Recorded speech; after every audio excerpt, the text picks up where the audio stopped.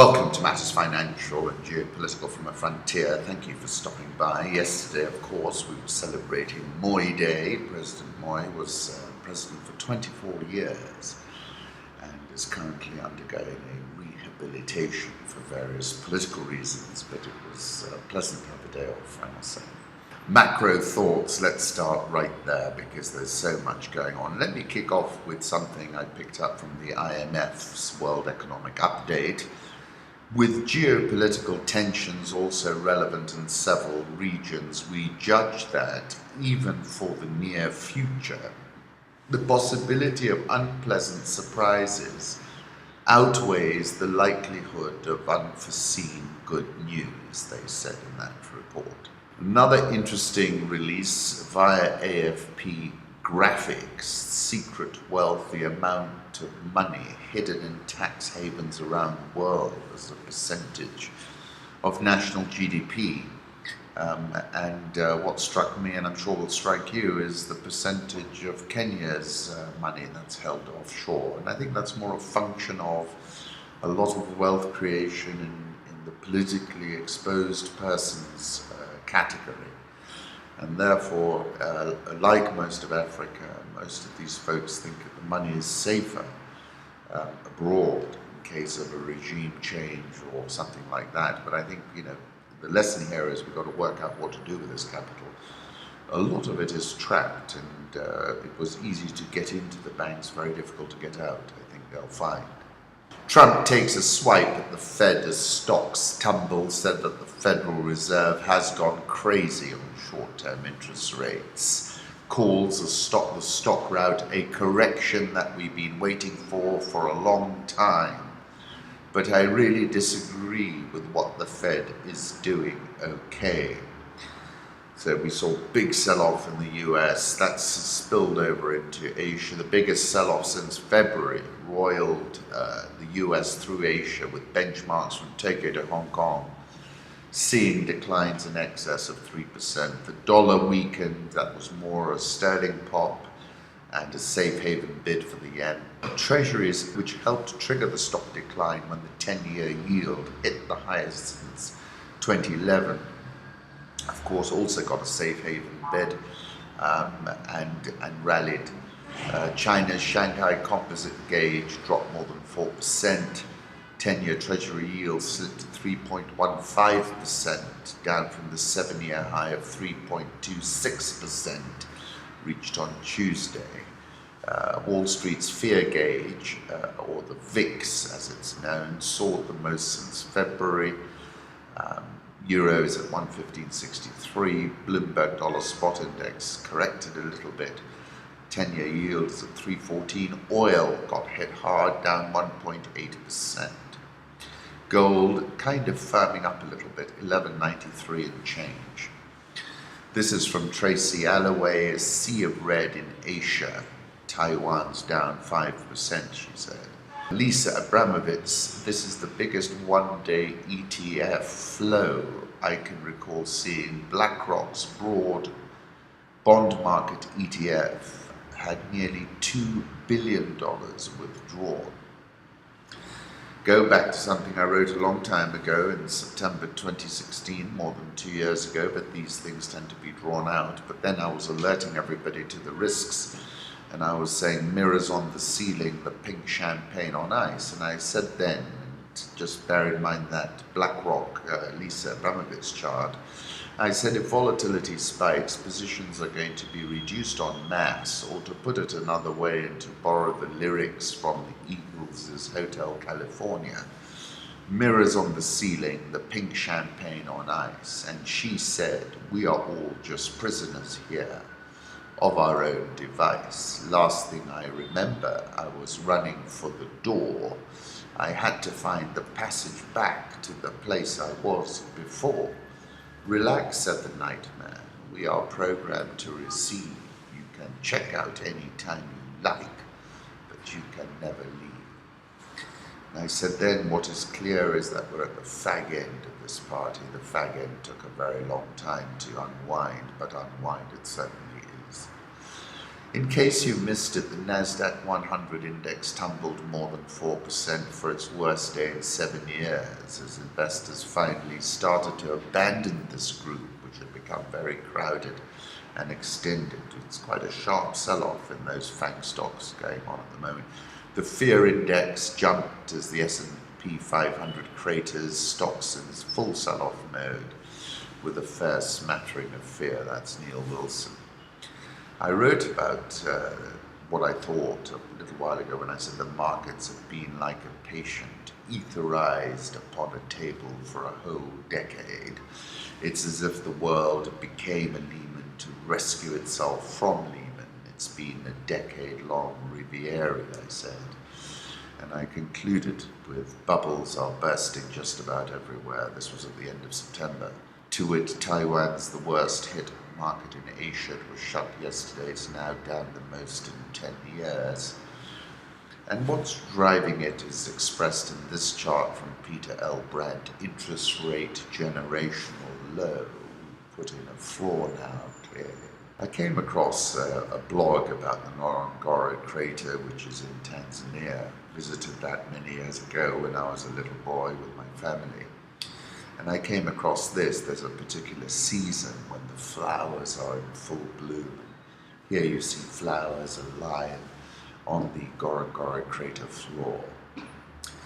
For some reason I picked up on Aldous Huxley today. Words can be like x-rays if you use them properly. They'll go through anything you read and you're pierced. You shall know the truth, and the truth shall make you mad, he also said. Happiness is not achieved by the conscious pursuit of happiness. It is generally the byproduct of other activities. Let's move on to political reflections. Pakistan tested a nuclear-capable missile after India cancelled talks and signed an S-400 deal with Russia. For a long time I've spoken about how Modi is surrounded by Xi Jinping, and part of that encirclement strategy is, of course, Pakistan.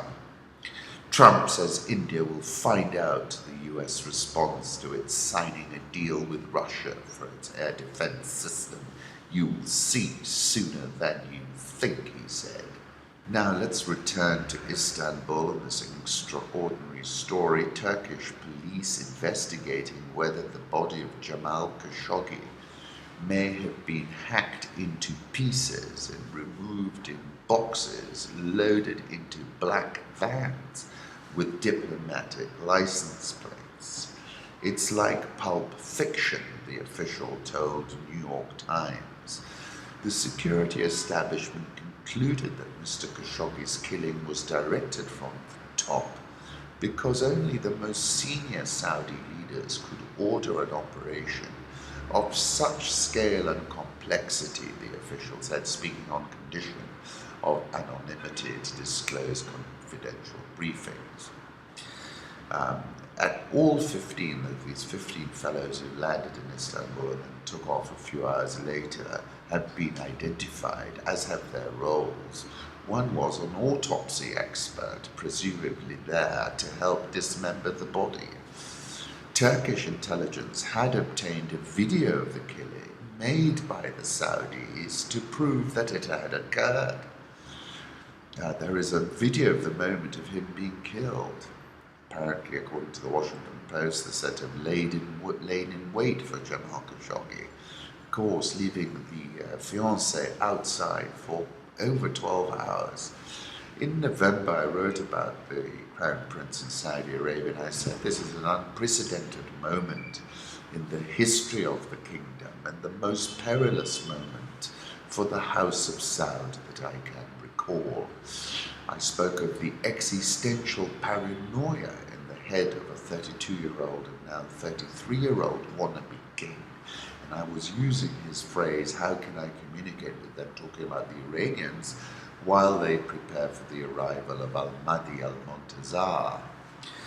You will recall that article by Patrick Coburn, who says more destabilizing for the kingdom is the extent to which Saudi Arabia is now demonstrably beyond its real strength in the region as its more adventurous foreign policy over the last 3 years backfires. Yemen is unwinnable, Syria, Assad is now seen them off and brought in Putin, and this confrontation with Qatar is no one is winning. And I said in that article in November, in all the history books I've read, it's probably wisest to operate on one front, not two, and certainly not three. The desperate impulse to act is also up against a 4-year deadline. The speed of decline in FX reserves produces a 48-month shelf life. Then, MBS's most senior advisor, Saud Q 1978, tweeted, "The assassination program has been reopened. Watch your back." Particular attention is being paid to the Apple Watch that Khashoggi was wearing when he entered the building. This is synced electronically to the iPhone that he gave his fiancée before entering the building. I've said previously the King of Saudi Arabia serves at the pleasure of the President of the United States, and this was agreed on February 1945 when Roosevelt met with King Abdulaziz of Saudi Arabia in person aboard the USS Quincy. In this photograph, the Russian President Putin is seen meeting with Khabib Nurmagomedov of Dagestan, this MMA fighter. This twinkle toes dancing business has metasized into a Gladwellian virus, as far as I can see. In this, you see Madame Lagarde dancing, and remind you, we've had John Paul Juncker, and of course the viral agent Theresa May.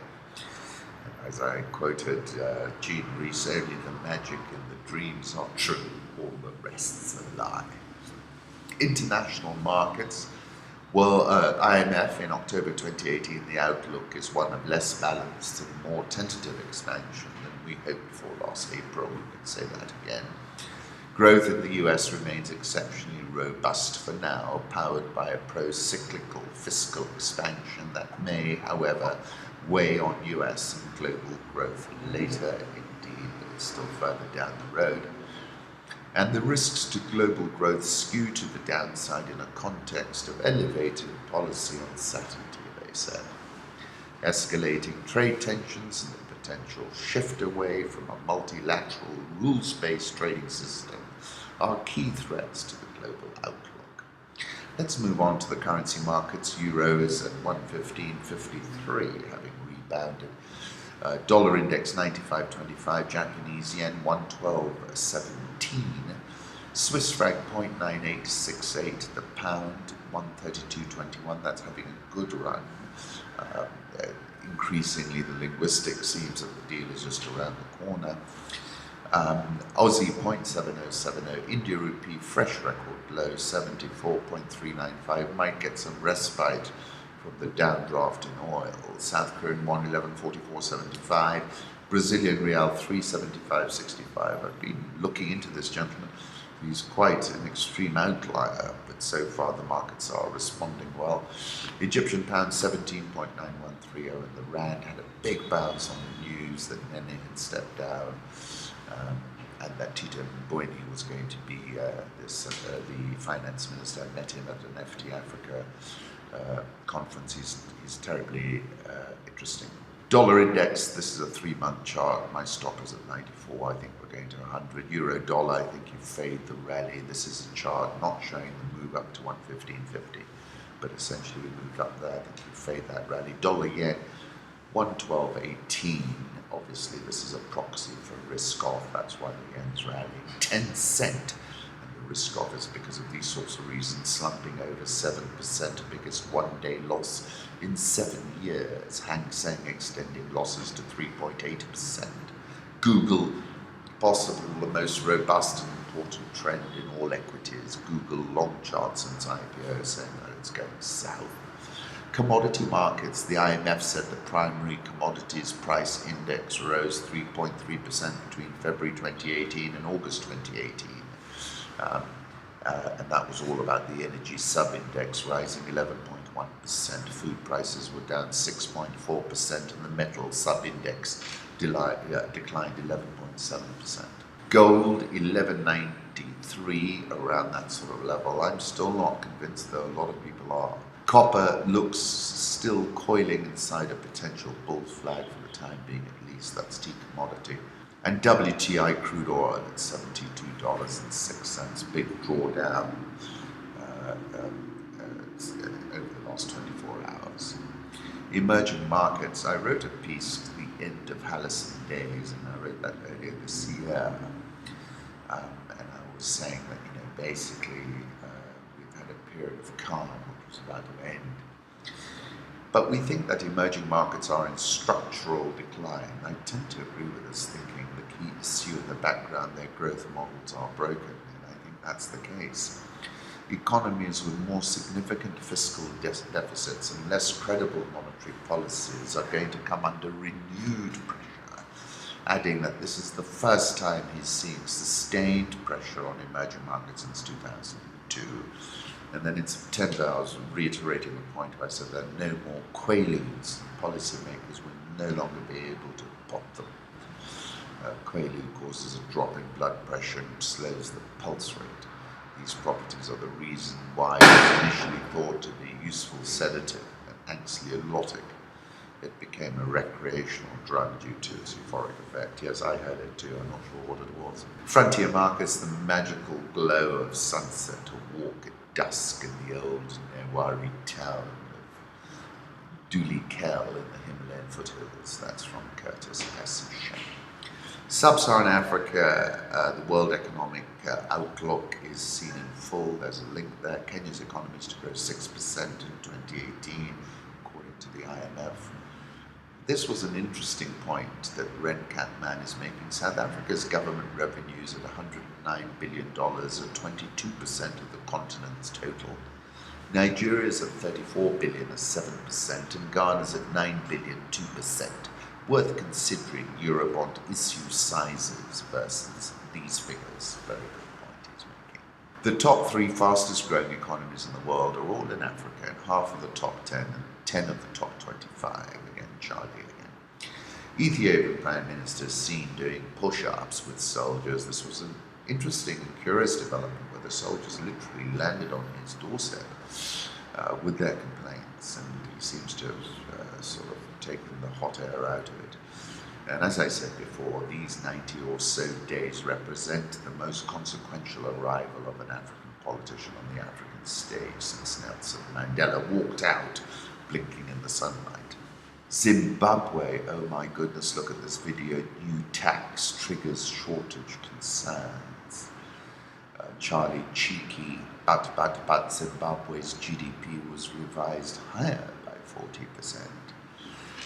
I wrote over the weekend, what we know as dominoes are set to fall, and I said one domino that has certainly tipped over is Zimbabwe. And Steve Hankey says no one will believe a word of this. I don't, and he's referring to Mr. N Cube's tweet that the Afrexim Bank are going to make everybody whole in Zimbabwe, which is patently not possible. The problem in Zimbabwe is there are 9.3 billion zollars in banks compared to $200 million in reserves. And essentially, do the maths, this thing is worth 0. It isn't the tax that's causing the turbulence, but the mass realization that what people thought were dollar deposits are electronic entries with questionable value. What is happening in Zimbabwe is a run on a financial system in which people can't withdraw their deposits exactly. And you see the numbers. Zimbabwe faces its worst economic crisis in a decade. You ask what the queue is for later. The important thing is to get in the queue. There might be something there, said a resident of Harare. Even beer's rationed. At least allow us to drink. How else can we drown our sorrows? One man shouted. Drugs are in short supply. And Mnangagwa said the road to a more secure future in Zimbabwe is long, winding, and at times bumpy, but there is no other way. Zambia is facing a battle to avoid a default on foreign debt. This is the Financial Times. A combination of currency weakness and dwindling foreign exchange reserves, which now cover less than 2 months of imports, will probably force the government to seek emergency IMF assistance. China's share of the total debt amortization, which includes payment of interest and principal, appears to rise from 35% in 2019 to 50.4% in 2021. They need 1.2 billion to meet repayments this year, up from a 680 million estimation that they had in the 2018 budget. The kwacha, of course, stood at 11.9 to the dollar, down from 10.2 on September the 1st. China may offer a partial solution to the debt concerns. If Beijing wants to keep an IMF bailout in Beijing, I think they will. Because of the copper, it's a strategic mineral for China, and therefore, like what I saw them do in Ethiopia, strategic partner, they're going to loosen the strings. And Botswana received a degree of leniency. Nene roller coaster takes Nomura from biggest rand bear to bull. This is the resignation of Nene and his replacement by Tito Mboweni. The currency popped over 15 before that news, and then has rallied quite sharply since the market had that. And I think the important message is quite clever and subtle. It puts pressure on a lot of these other Zuptaists, holdouts in the cabinet. They're going to have to go at some point as well. The rand, I'm not overly bullish, but currently now we're in an uptrend for a little while. South African all shares down 11.24% this year. Nigerian all shares down 15.32% this year. Bank of America, Merrill Lynch and Standard Chartered could be among the banks organising the 2019 London public listing of Dangote Cement. Ghana Stock Exchange is up 13.28% this year. China flexes its political muscles in Africa with media censorship, academic controls. This is Jeffrey York in the Globe and Mail, and he's really written an interesting article about this. When he announced another $60 billion in financing for Africa last month, Chinese President Xi Jinping promised that the money had no political strings attached. Talking about Taiwan, how 3 years ago 4 African countries still gave diplomatic recognition to Taiwan, and now only Swaziland or Eswatini is recognizing Taiwan. Political praise for China is widespread. The ANC has lauded the Chinese Communist Party as a guiding lodestar for the ANC. There are now 54 Confucius Institutes in Africa, more than the number of cultural centers of any other government except France. China is increasingly insistent that Africa should represent China in a particular way, Beijing's way. Pure as the driven snow, the vast sums of money injected by Beijing entail a lot more leverage from their side. Beijing has expended an enormous amount of energy and money on efforts to cultivate the African media. Hundreds of African journalists have gone to China, all expenses paid, study tours. It imposes tight editing control on its African journalists, at one point barring them from covering the Pope's visit to Kenya in 2015 as an example. There is sometimes a backlash against the Chinese influence. Namibia's President Hage Geingob was irate when the Chinese ambassador Zhang Yiming told him to affirm political support for China and speak highly on China-Africa economic relations in his speech to the FOCAC summit in Beijing. The ambassador said he conveyed this suggestion to Mr. Geingob's speechwriters, according to a report in a Namibian newspaper last month. The president replied, "You should not tell us what we should do. We are not puppets." But with Zambia increasingly dependent on billions of dollars in Chinese loans, its government has made other gestures of political loyalty to Beijing. 3rd of September, I was writing, just about everyone has trooped off to China to make win-win music with Xi Jinping and his forum on China-Africa cooperation. But I was making these points on the 3rd of September. I said, as China had a singular and positive influence on Africa, it rebalanced the demand side for Africa's commodities and also brought those commodities on a long-term basis. It was this which triggered the African recovery. some 2 decades ago. However, since then, a freewheeling China has favoured elites, has facilitated large-scale looting via inflated infrastructure, some of which were white elephants, and has lumped the African citizen with the town. As in how this plays out is now the key to Sino-African relations going forward. I was saying a Hambantota scenario would be problematic, referring to the Sri Lankan port, which has been leased to China for 99 years. But this is interesting what the Namibian president is saying, and I tweeted, I wonder what the clack, people who clap all the time, Trump has a clack, and that his China-Africa supporters are practically Pavlovian. I wonder what they're going to say. Carlos Lopez is one of them. Is Africa getting into a debt trap with China? Yeah, indeed, I think it is. The health ministry has been reporting 1 to 2 new confirmed cases a day in recent weeks. This is Ebola, but reported 7 late on Tuesday. And this is the risk of Ebola exponential. After decelerating in 2017, growth in the East African community is expected to recover in 2018. That's the World Bank. Kenya's economy is said to grow by 6% in 2018. Police and NTSA are looking for 3 directors of the killer bus that left 51 people dead in Londiani accident yesterday. What a tragedy. If you see how people are driving, you can see what's going on. It really is appalling. Wealthy Kenyans hiding 15 trillion shillings in foreign banks. Posta, which is our post office, is eyeing an Amazon deal in survival race to be their fulfillment agent, I imagine. Earlier in the year, I said e-commerce and home-based deliveries have changed the world from London to China. And given the ubiquity of the smartphone here in Kenya, I'm certain the same disruption is headed our way.